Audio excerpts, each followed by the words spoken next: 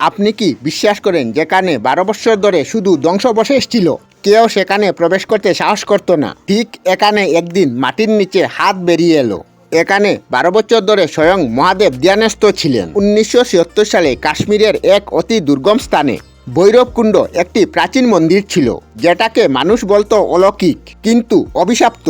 কারণ সেখানের পৌরোহিত সহ 12 জন ভক্ত 1964 সালে এক প্রচণ্ড তুষারের দোষে মারা যান এবং মন্দিরের জায়গা পুরোটা বরফ এবং পাথরের নিচে ঢাকা পড়ে যায়। 32 বছর ধরে কেউ এখানে যেত না। বলা হয় যে এখানে যে যাবে সে ফিরে আসবে না। বলা হয় ভৈরব এখানে উগ্র অবস্থায় বাস করেন। কিন্তু 1976 সালে গ্রীষ্মকাল শুরু হলে মন্দিরের জায়গা কিছুটা পরিষ্কার হয়।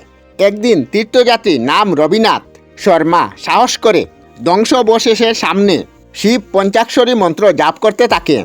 তিনি বলেছিলেন, মহাদেব, আপনি যদি সত্যি থাকেন আমাকে কোনো চিহ্ন দেখান, আমি ভয় পাই না, আমি আপনার। হঠাৎ বজ্রপাত হলো, সব পাথর নড়ল, গ্রামবাসী পালাতে লাগলো।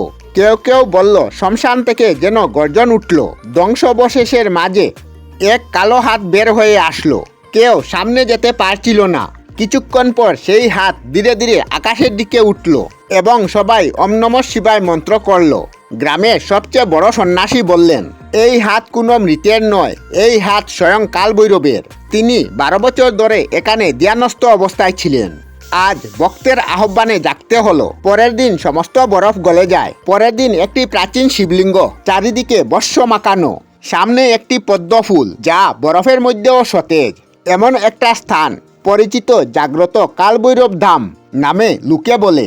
এখানে শ্মশানের গন্ধ থাকে, কারণ মহাদেব নিজেই বলেন, আমি ভক্তের শ্মশানে অবস্থান করি। যদি আপনার হৃদয় সত্যি ভক্তিতে সম্পাদিত হয় তবে কমেন্টে লিখবেন ওম নমঃ শিবায় আর চ্যানেলটি সাবস্ক্রাইব করে যাবেন।